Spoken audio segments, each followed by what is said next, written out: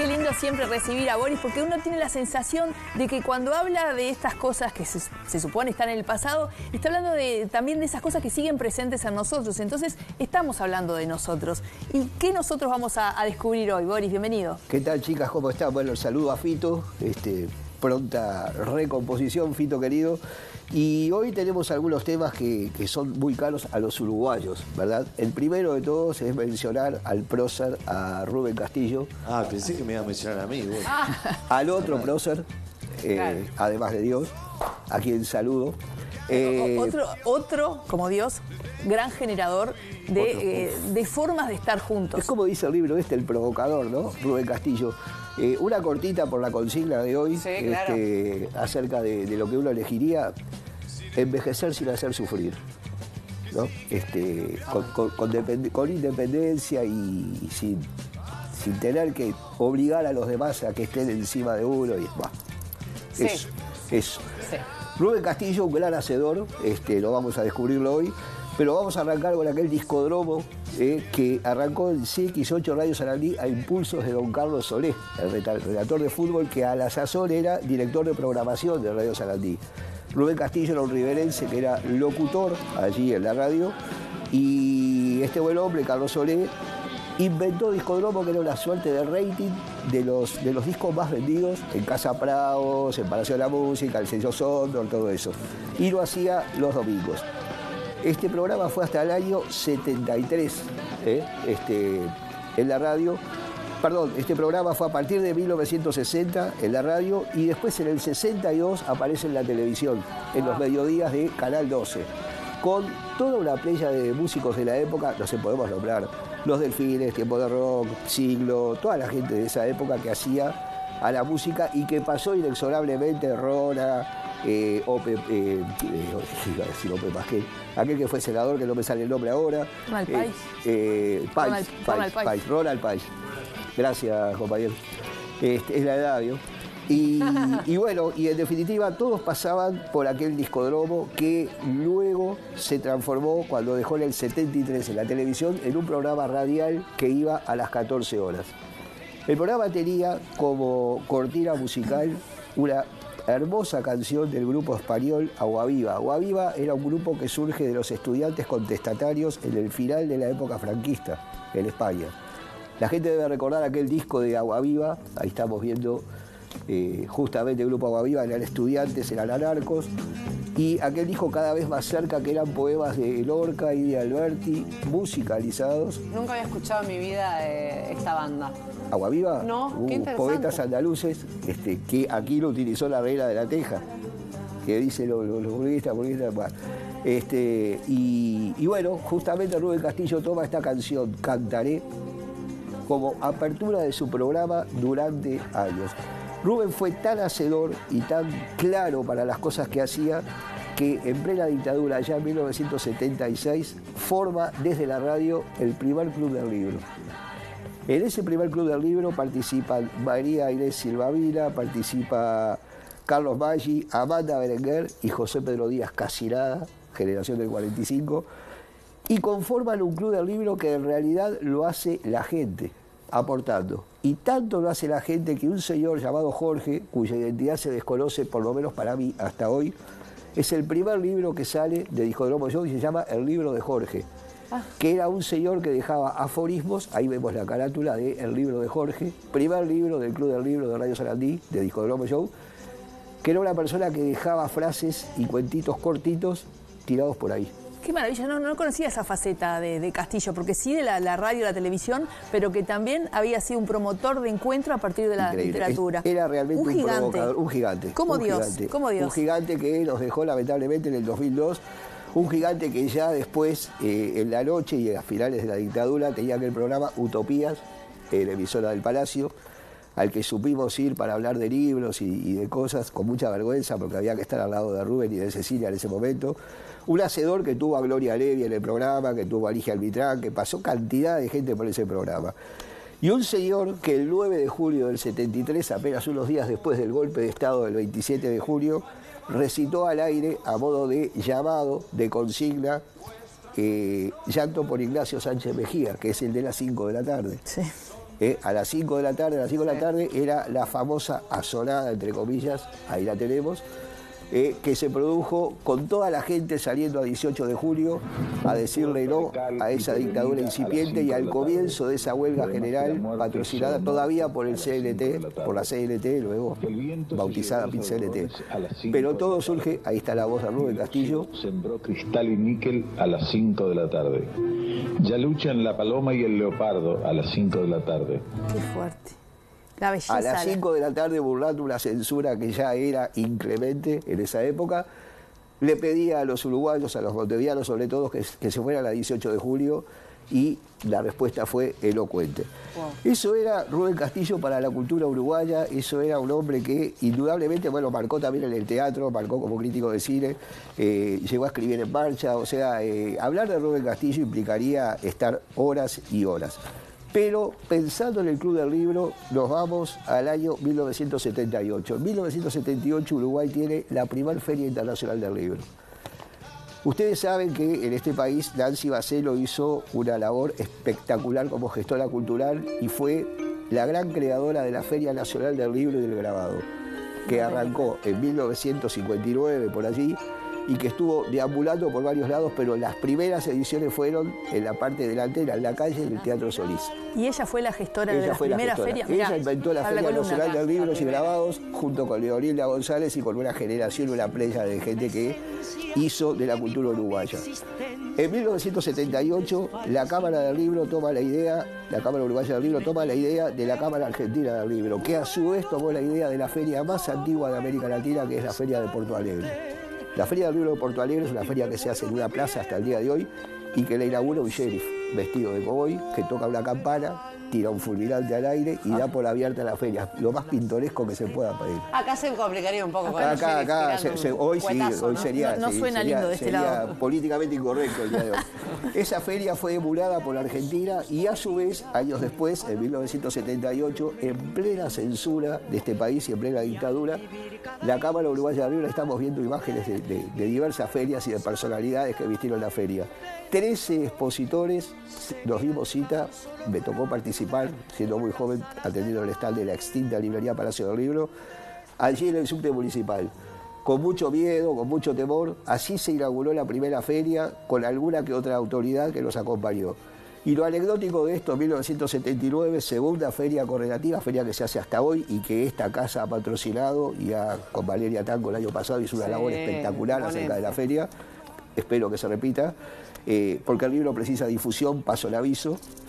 En el 79, cuando todos esperábamos la inauguración de la feria y la irradiación del himno de la República, sorpresivamente aparece una versión de Me gustan los estudiantes por Daniel Biglietti. Yo estaba adentro, no me enteré, pero sí se oyeron gritos, corridas y todo tipo de cosas. Así empezó la Feria del Libro del 79, plena dictadura. Ya ahí había 16 expositores y de ahí en más luego asume la conducción de la parte cultural de la Cámara ya en 1982, Derby Vilas, alguien que todavía no ha tenido el reconocimiento a nivel de la Cámara del Libro que se merece, que le cambió la cara.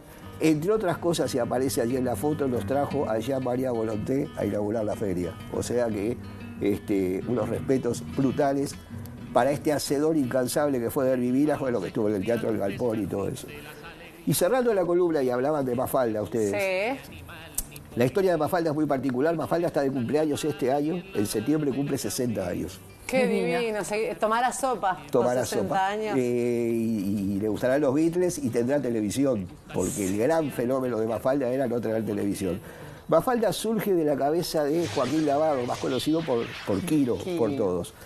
A Quiro, un amigo suyo, Brasqué, le encarga por intermedio de una empresa que se llamaba Banfield, que era electrodomésticos Siam, una campaña solapada, publicitada. No me digas esto. Es así. No me digas que Mafalda sale de una campaña de... Sale de una campaña publicitaria de los electrodomésticos Banfield. Precisaban a alguien que empezaba con M.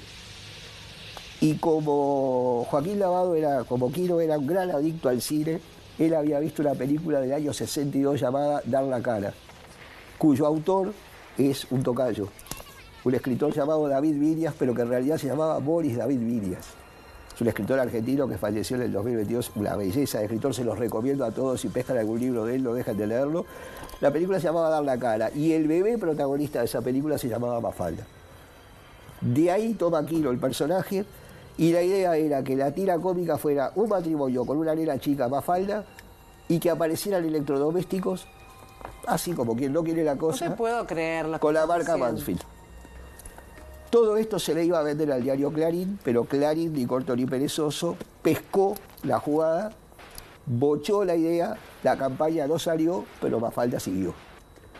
Mafalda siguió, su amigo la llevó a la revista Leoplan, que era una revista de cómics de la época, de las más leídas, y allí le fue dando cierta continuidad al matrimonio con Mafalda. Más tarde aparecieron los otros personajes. Sí. Manolito, el almacenero, Susanita, Felipe. Y Felipe. Felipe está basado en un personaje real llamado Jorge Timossi, que era un viejo editor argentino exiliado en Cuba. En Cuba fundó la Cámara Cubana del Libro, Jorge Timossi. Tuve el placer de conocer a Jorge. Jorge era gran amigo, pero gran amigo de Quiro. Y Quiro basó el personaje, yo no traje fotos hoy de Jorge porque la verdad me faltó tiempo, pero sí, que hablaba. Es Felipe, créanme que es Felipe. No puedo creer, ahora quiero leer Mafalda otra vez. No quiero ver la foto Es de Felipe, sí. Jorge Timossi, a quien lo conocimos ya fallecido allí en La Habana, un personaje de aquellos entrañables, era un Felipe grandote, era un Felipe adulto. Toda esa generación fue cristalizando de tal manera de personajes y de creatividad que devino en lo que tenía que pasar, en libros. La mítica editorial Jorge Álvarez de Argentina, que ya no existe, en 1966 edita por primera vez las tiras de Mafalda. De una Mafalda todavía un poquito cuadradita, un poco... pero ya un ícono de lo que iba a ser la clase media argentina. Recordemos, 66, gobierno de Onganía, la mitad de las cosas prohibidas y la otra mitad también, o sea, complicado. Yo me quedé como abrazada a esto de que surgió como una campaña de una cosa de electrodomésticos. Después eso lo soltaron porque lo primero que viene a mi mente es miles de cuadraditos con la mamá de Mafalda en la cocina, siempre haciendo cosas. Quiero revisar los libros que aún conservo, a ver si hay electrodomésticos o después eso lo descartaron. Hay en las primeras tiras, las originales hay. Lo que pasa es que hay que irse a los libros del año 67 y 68. Los primeros de verdad. Los primeros de verdad, que ya son joyas de colección, eran de este porte más o menos, no son como hoy, y eran editados por el editorial Jorge Álvarez, que luego cerró, que luego se asoció con mis queridos amigos de Ediciones de la Flor, dos octogenarios divinos que me privilegian con su amistad hasta el día de hoy, Cookie Miller y Daniel Divinsky. Hoy todavía tienen Ediciones de la Flor. Hoy Mafalda ya no es patrimonio de Ediciones de la Flor, ya forma parte de un grupo internacional, transnacional de edición, lo habitual en estos casos. Pero Ediciones de la Flor le dio al humor gráfico esa subida que yo les digo, por ejemplo, Boogie el aceitoso. Boogie era el apodo de Humphrey Bogart, ustedes saben. Bueno, Boogie el aceitoso era el asesino medio dulzón con un pucho, creación de Fontana Rosa, por supuesto, y ya veía en un formato cuadrado. Le cambió la historia con Boogie y con Inodoro Pereira, también de Fontana Rosa, que merecerá otro capítulo más adelante. Ediciones de la Flor le cambió la historia al libro de humor gráfico. Después vinieron todos los libros de Quiro, A mí no me grite, Gente Grande, Mundo Quiro, todos estos que ya eran humor en general de un tipo que la tenía muy clara en materia de humor. Pero sin duda Mafalda marcó generaciones por ser precursora, por el origen donde venía. Fíjense que la marca Mansfield tiene su origen en una novela de Jane Austen. Jane Austen es la matriarca de 50 sombras de Grey, era lo que la protagonista leía. Jane Austen tiene escritos 7 libros, entre ellos el cuarto es Mansfield Park. De Mansfield toma Siam el nombre Mansfield, todo tiene una historia. No, es impresionante, Boris, cómo nos vas haciendo hilvanar en los recuerdos. Sí, atamos recuerdos y seguramente termina Ciudad Viva y nos agarra la noche, pero justamente Mafalda, que cuando llegaste estábamos ahí en reunión de producción, decíamos que es tan ícono, ya que incluso se le atribuyen frases que no están, bueno, sí. Porque forma parte de lo que somos. Forma parte de lo que son las redes sociales cuando de repente no están del todo bien encaradas. John Lennon aparece diciendo cosas en Facebook, en su vida yo no lo hubiera pensado. Lo mismo que Borges. Borges aparece en Facebook dando mensajes de optimismo y la vida puede más, cuando era todo lo contrario Jorge Luis. Digo, jamás se hubiera dicho eso. Y a Mafalda le ponen el dibujito y le atribuyen cosas actuales cuando Quino falleció hace una cantidad de años y es imposible que Mafalda estuviera hablando, por ejemplo, hoy de la guerra de Ucrania.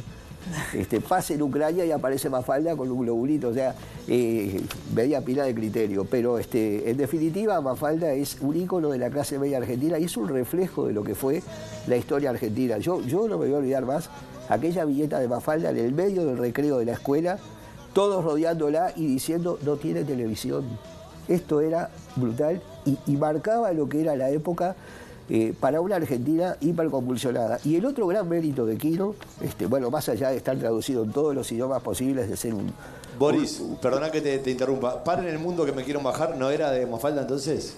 Para en el mundo me quiero bajar, sí es de Mafalda. Sí, es de Mafalda. Sí. ¿Y cuál era la célebre que no era de Mafalda? Hay un montón, en Facebook yo a veces leo, pero he leído, yo te digo... Dios, he leído sobre la guerra de Ucrania con la fotito de Mafalda, o sea, matemáticamente no hay chance, o sea, es imposible. Pero paren el mundo que me quiero bajar. Cada uno de los personajes ha sumado maravilla, ¿no? Libertad, hizo Tortuguita, burocracia. Qué chiquitita, yo me queda la viñeta esa, qué chiquitita que sos. Y la otra viñeta que sin decir absolutamente. El manejo de la ironía de Quino. Total, gráfico.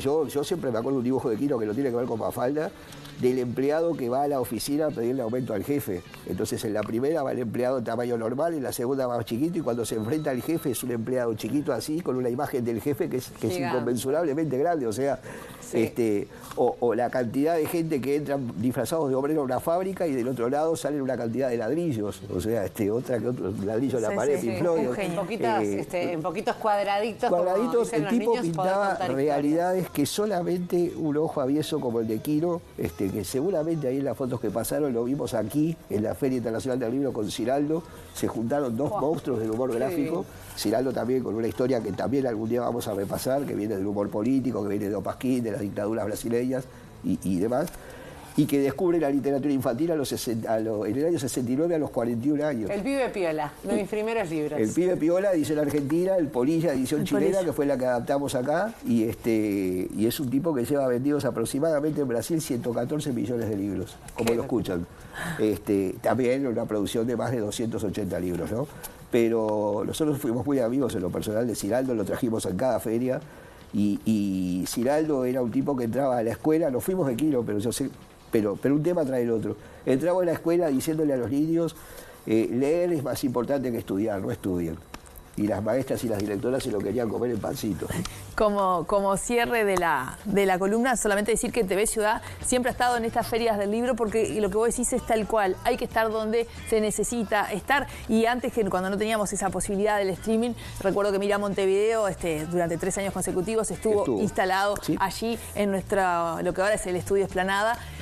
Así que el mayor de los éxitos para este futuro que se viene, basado en este pasado que nos deja tantas perlitas. Y es importante como reflexión final saber que el libro como tal, por tema de costos, no puede acceder a los medios de comunicación masivos. Entonces, toda acción como la de esta casa, que lleven a propender a que la gente entienda que la Feria del Libro está pensada no para el lector, sino para el no lector, porque el lector no precisa la feria, va a la librería. El no lector es el que necesitamos que vaya a la feria.